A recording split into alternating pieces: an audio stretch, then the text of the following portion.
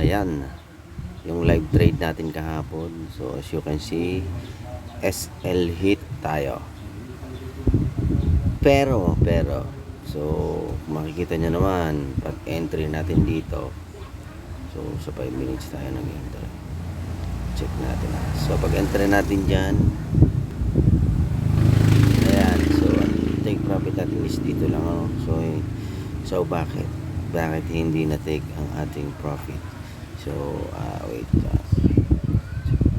So as you can see, kung familiar kayo sa order flow, ito yan, order flow. Nakuha yung order flow dito. Silatan natin.